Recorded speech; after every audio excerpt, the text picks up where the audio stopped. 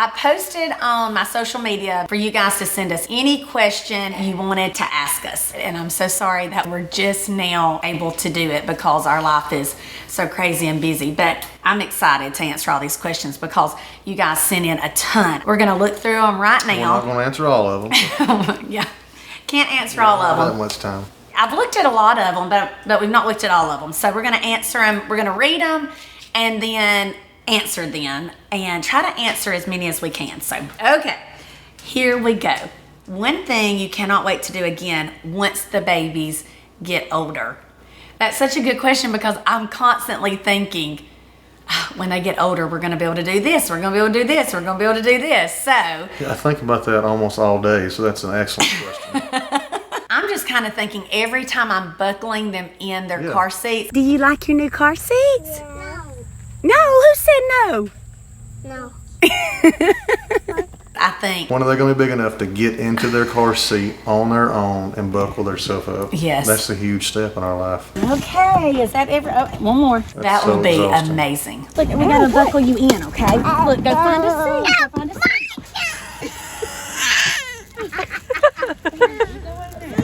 Hey, We got somebody who's trying to drive. No. Like when they can just go out to the van, buckle themselves up, and we don't have to do it. Okay, so let's talk about that age and that stage. So when they get to that stage, what are we looking forward to doing? Okay, so that stage would be like, when do we expect them to be able to buckle themselves up? I would say hopefully in the next 18 months. I look forward to the day when we can all actually, as a family, go into a restaurant Yeah. and not go through a drive-through and sit in the parking lot and eat, because that's usually what we do. We go through the drive-through and then we sit out in the parking lot. And we started that during COVID, but honestly, it wasn't just COVID. It was our reason. There's no way we're taking all our kids into a Because we have so restaurant. many kids. So we like have a picnic out in the parking and I lot. think about, like, before the babies came, we were taking the big boys to Auburn football games or Auburn basketball games, and I look forward to when the babies get old enough that we can actually take our whole family back to Auburn sporting events. There's just so many things, and I always try to tell myself I don't want to wish this time away. But I mean, with each and every year, I feel like we're getting there. This is the hardest time in our life right now. 3 years old is the absolute. I sure hope so, because if it gets any harder than this, I don't think I'll be able to make it. All right, let's see. Next one. Are any of the sextuplets also twins? So no, none of our sextuplets are identical twins, even though I always say that Tag and Rivers look so much alike. If a boy and girl could be identical twins, they would be, but boy and girl cannot be identical twins. So no, none of the sextuplets are identical twins. What is your favorite Bible verse? My favorite Bible verse is Proverbs 3, 5 and 6. Trust in the Lord with all your heart, lean not on your own understanding. In all your ways acknowledge him and he will direct your path. And that Bible verse was just, that's what got me through in the hardest time of being pregnant with our sextuplets, because we wanted to lean on our own understanding and we didn't understand at all why this had happened to us. And then we just had to finally give it over to God and trust in him and know that he would direct our path, and we could not lean on our own understanding like we were trying to. Yeah, Proverbs 3, 5, and 6. That got us through a lot of hard times. Yes. A lot of hard days of finding out, early in the early stages of having sextuplets and trying to process that information. Yes. Very hard. I'll be very honest to say, and this was probably a question, and I think it was. I think I remember seeing this question, were you excited to find out you were having sextuplets? And we weren't. We were not excited at all. We were scared. We were scared out of our minds. I cannot even express the fear that we had. I can remember feeling like it was like an out-of-body experience. It was probably, honestly, the worst thing we could have been told. It was the worst thing. I guess you could just imagine what you would feel like if you heard that your wife was having 6 babies, was the fear of the unknown. And all the statistics that the doctors were telling you, and you start focusing on that instead of, when you take your eyes off of God and you start living in fear instead of living in your faith. And that's kind of where we found ourselves. Yeah, we were definitely living in weeks. fear, for sure. Courtney had blood clotting issues, so all the dangers that she faced with carrying 6 babies. Prematurity, birth defects. That was the biggest thing that, Yeah, you know, disabilities. that was going to have them very, very, very early, and that Yeah. we could lose all 6. And that was definitely something that could have happened if I had went into really early childbirth. Heavenly Father, we know you're a great physician. And I pray your hand would be on Courtney, your hand would be on the doctors and the nurses. Dear Lord, everything would go good. The babies would be fine, Courtney would be fine, and you would get all the praise, honor, and glory. And in Jesus' name I ask it all. Amen. Amen. Amen. You know, obviously we have 3 older kids, and the fear of how is this going to affect their lives. And, you know, I always thought, you know, what if Courtney was to not make it through this and them not have a mom? That was what crossed my mind every minute of the day. Brady boys. Are y'all so excited? They're coming today. It feels like we've been talking to them right now. Well, it won't be much longer. About another hour, Bill. You don't have 3 new brothers and 3 new sisters. What do you I think? make 6. 6 more. It's crazy, isn't it, buddy? I made it to 30 weeks. So, you know, the doctors were prepared for me to go at any time. I mean, they felt like I may go at 24 weeks. It seems like it's taken forever to get to this point, but you know, we're so anxious, nervous, and scared, but also very confident that God's going to, you know, get us to this day like He's got us through almost 30 weeks. You know, we're just going to put it in His hands, and it's going to be okay. If I had gone at 24 weeks, it would have been a totally different outcome. Oh, yeah. Totally different outcome. And possibly some of them wouldn't have made it. It would have been really bad. So that was a huge answered prayer and blessing in itself, that God kept these babies in me to 30 weeks. Oh, yeah. That was the one That's main what we reason. focused on every day, was doing everything we could to keep the babies in as long as possible. And when she made it to 30 weeks, that was an unbelievable blessing, something that was only God that, you know, got us to that point. And I know that with us saying this, a lot of people may would want to ask, well, then why did you even attempt fertility if you knew that you had the chance of having sextuplets? That's, you know, that was one thing when we first started the show, and it went out, you know, we became open with our life and letting film crew into our house and people getting to see us. That was a big question of, well, why would you do this? Why would you do this if you knew that it could cause sextuplets? And that's the thing. What you go into fertility knowing that the chances of having twins is likely. Nobody goes into fertility thinking the chances of having sextuplets is likely. It's not likely. No, it's very unlikely. You know, we had a plan with our doctor, and, you know, we were very adamant on doing low dosage, and Yeah, because that's what we did. I mean, we had twins before. we had twins before, so we were not oblivious to the fact that, you know, fertility causes multiples. We know that. We had twins, and we were okay with that. We were okay with having twins again.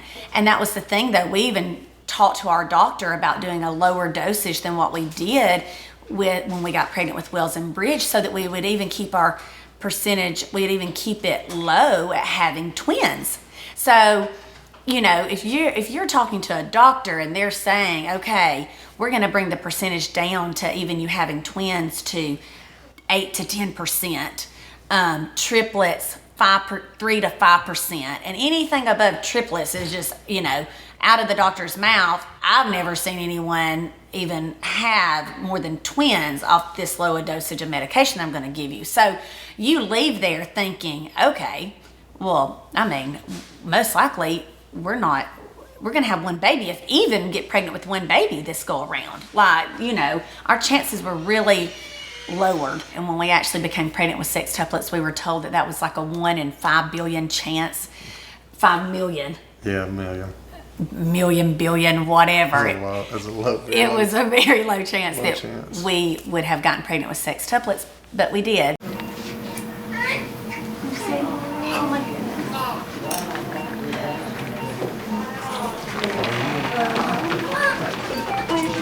We just had to realize that this was not our plan, this was God's plan and the outcome was going to be what he wanted it to be. If we had had 6 babies with disabilities, and that would have been what we had. I mean, this was God's plan. He gave us these 6 babies, and it was up to us to take care of them. So we just gave it all to God, and they grew to 30 weeks, and they all came out healthy as can be. 6 babies.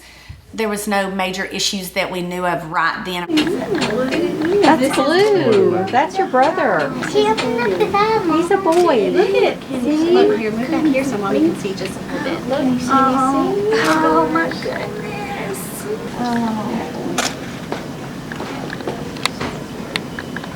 Yes, they all come out like so.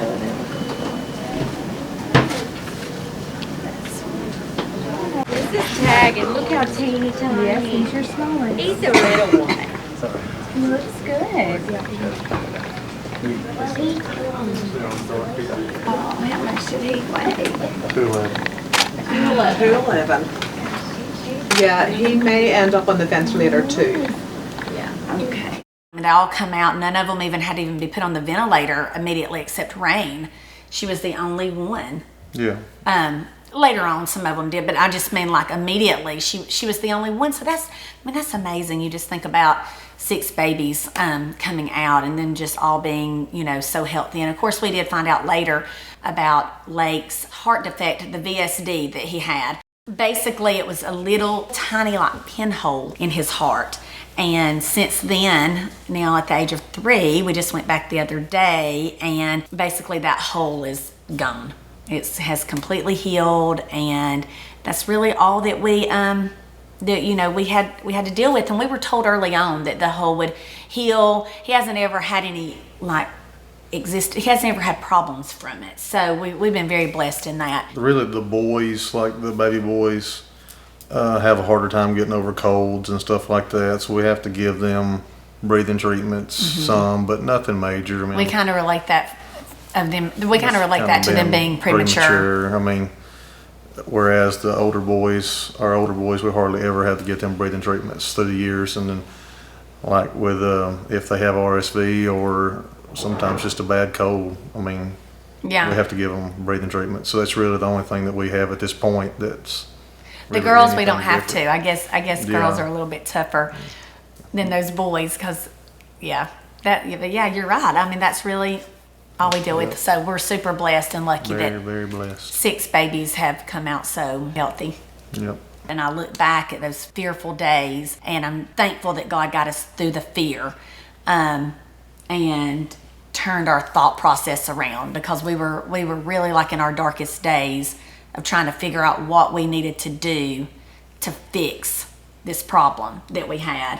And God really changed our hearts and changed our mindset. And now we look at each one of them and we do not know what we would do without them. They are everything. They wear us out.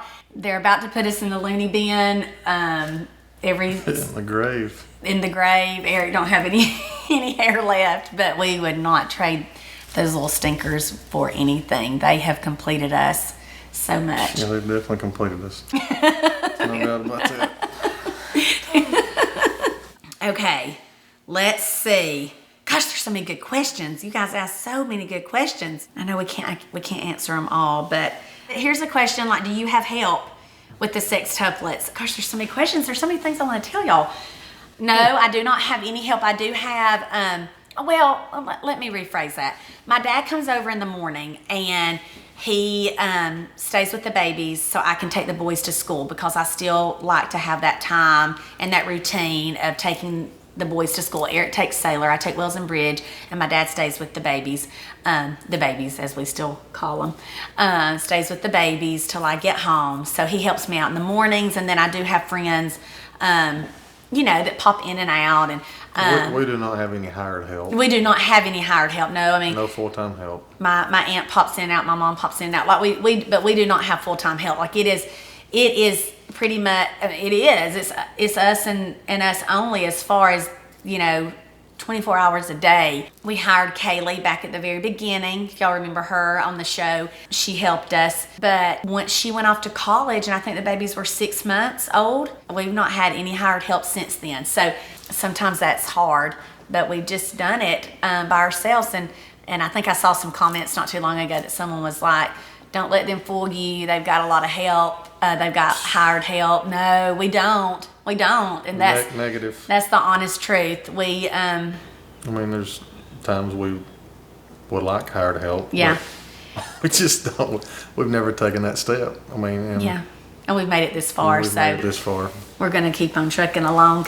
Will you ever return to teaching? That's another good question. I don't know. I don't know if I'll ever return to teaching or not. Right now, I couldn't. But who knows what the future holds in that, because I did love teaching so much. Someone says, will you ever write a book? That's a good question, because we have talked about that. At the very, very beginning of our pregnancy, I can remember looking at Eric and saying, one day we will have to write a book, because we have experienced so much. There is so much that I could tell you. So yes, I'm gonna have to write a book one day for sure. How do you stay in such good shape? Well, thank you, but chasing six babies, around. 6 toddlers. I do not get to work Are out. you talking about me or? Oh, you're talking about her. How do you stay in such good shape? That's all that good cooking you do. I don't cook. Why are the kids in OT and speech? Okay, so real quick. The kids do go to speech and occupational therapy. Only 4 go to speech, and that is the 3 boys and Rawlings. They qualify for speech. Rayne and Rivers did not, and that's on one of our episodes that shows us putting them in speech. That has helped tremendously. Oh my goodness, they are talking like crazy now. Honey, say pen? Pen. Good. Oh, we need pans. We need pans. Oh gosh, my baby.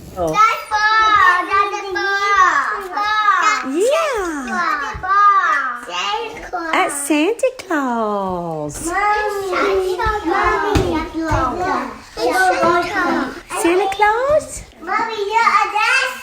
What is that? Motorcycle, yes. What are those? Are those stockings? Look, those have all your names on them. That was the year y'all were born. They still go to speech, but they just needed that. They just needed that extra help, and they're all in occupational therapy just for that extra, those fine motor skills. The kids, they love it. They get to go and cut and color and glue, and it just helps those fine motor skills. That they just and they need it, you know. So it's helped them so much. But oh my goodness, they are talking like crazy. Speech has been the best thing for them. Okay, well, this question asked, do we have a favorite out of the 6 babies? Do you have a favorite, Bridge?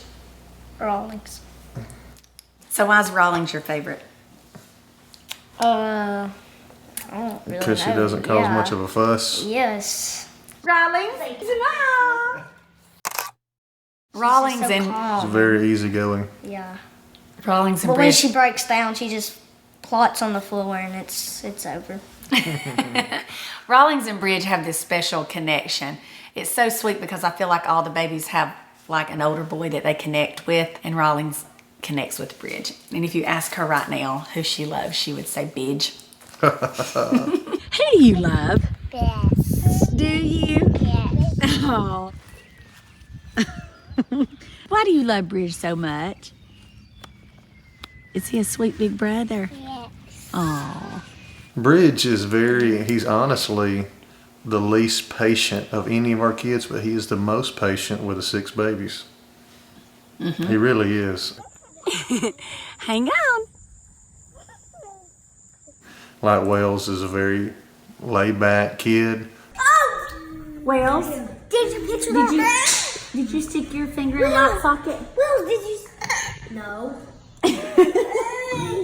That's what your hair looks like. But when it comes to dealing with the 6 baby, he's They drive him crazy. they drive him crazy. So I think Rawlings kind of Gravitates towards him because she knows he's really sweet She to her. likes his patience. And Wells is sweet to them. You know, just like this morning, I looked over and Wells and Rivers were in our room over there at the big table that we eat at, and he was teaching her how to pass a basketball. And, you know, he does things like that. But when Yeah, he plays with them really well. Oh, he plays with them so well. But when he's chilled out in his bedroom, Yeah, don't mess with him. don't mess with him. Like, don't go. And when they all bombard him in there in the bedroom, it's just It's a battle. Bad. it's bad. But Bridge plays with them good too. But Bridge just allows them to, I guess, get by with a little more than Wells lets them get Yeah, by that's with. why they all love me. Yeah, and then Saylor is pretty patient with them. Yeah, he's like a mixture of me and Wells. Yeah, he's like a mixture of Wells and Bridge. Hi, can I pick you up and can you come in? You'll spread it all out. Can you put it in the tree? Or you want to hold it? But as far as them all playing with the babies, you and Wells definitely play with them a lot.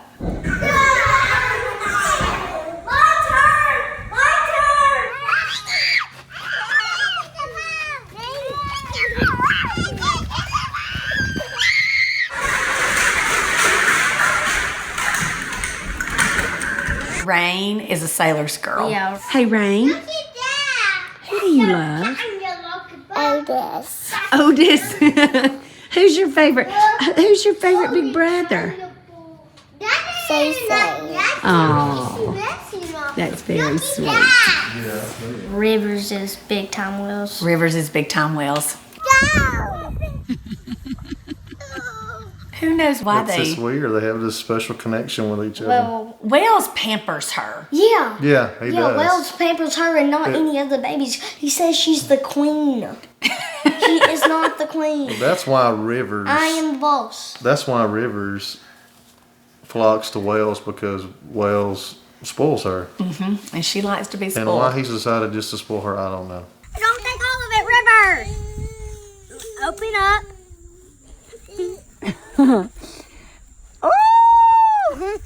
You're gonna get a brain freeze. I love Wells and Bridge. You love Wells and Bridge. I love Say too. You do? Mommy. I love Wells and Mommy. Do you love me? I love Say too. Do you love Bridge? And Say. And Say and Wells and Mommy and Daddy? And my sister and my brothers. And your sisters and your brothers?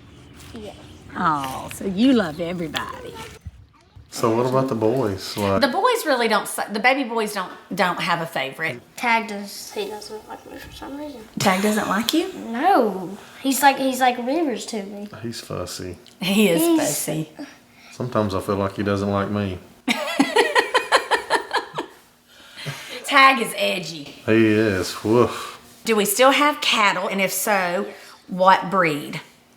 Yes, and we will raise. Go ahead and answer that, big boy. Okay. Yes. And we raise South Pole cows. Yep. South Pole cattle. South Pole cattle. Do your boys have a favorite sextuplet? Yes. Yeah, we already answered We already that. talked about that. Okay. I don't have a favorite one.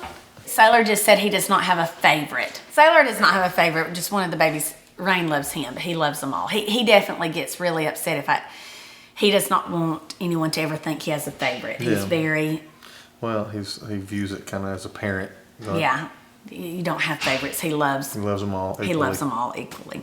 Okay, this is a good question. How do you think your marriage has been affected through this change, and what advice do you have for couples?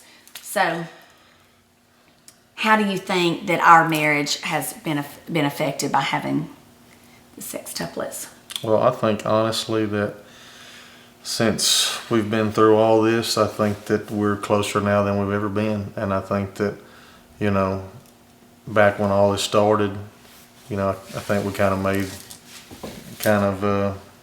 a pact between each other that we were it could do two things. It could, it could be hard and drive us apart, or it could make us closer. And we decided it was going to make us closer, and it very much has. Going through what we went through, you couldn't do it alone at all. No. And so I think we just became, Eric became my rock, and just leaning on each other like we had to do. And still do every day. And still do every day. It's just made our relationship so strong. It has, because we just. Yeah, to get through our day, you kind of have to have a partnership that's, very understanding and unselfish, and that's what we do. Is, you know, we're just there for each other all the time, and it's the only way we could make it. We wouldn't make it one day if we didn't have a strong marriage. I mean, it'd be tough. Mm-hmm. Well, you know, people ask us, and we've been asking these questions, do we get to take a lot of date nights? And honestly, we don't. And I wish we got to do more, but we don't at this point in our lives. But I don't really feel like we do a few. We do a few for sure. Obviously, I'd love to do one once a week, but we don't get to do that. At the beginning, when we first just had the babies, we said that we were going to do a date night once a month. We said once a week. That's crazy. That's fantasy land if we got to do one once a week. I think once a month maybe once a month, once every 2 months we get to go out and eat. Yeah. And that's great. I mean, I enjoy that. Yeah. But at this point in our lives, we just know that that's just not, that's just not possible to get to have a date night. I think there'll come a time. Going back to that question, what's something you hope to get to do as the babies get older? I think that may be something that we may look forward to getting to do. I don't know. Maybe when they get a little bit older, we can go on more date nights. I don't know. Does that even make any sense? I guess I feel guilty at this point. It's not easy just to leave 6 3-year-olds with anyone. So us getting out is not always possible. And then a lot of times when we do get out, we want to take the big boys because we know they want to get out too and have a little bit of break from our crazy house. So just for me and Eric to escape at this point, it's hard, but that's okay because I feel like that we don't necessarily have to. We don't have to. That's not for us. That's not the key to keeping our marriage strong. Is some people say you got to have that for yourselves, and that's great, and we do it, not often enough, but that's not something we enjoy being with our kids. We really do. As crazy as that may sound, we enjoy doing a lot of things together. Like we're just all together a lot. But then Eric and I do enjoy those times when all the kids go to bed and we can have that time just to talk, which again is not often because... a lot of times things happen and somebody's sick. Somebody's not wanting to sleep good or... and then Courtney has to lay down with them. She falls asleep and I get her up at 2 a.m. and then she finally lays down with me for an hour. Then somebody comes and gets her. Somebody gets in the bed with us. So, our lives are crazy, and it never stops. It goes through the night, and it starts again the next morning. And it's all over again. I think the biggest thing for us, you just have to be understanding, and Eric's understanding of the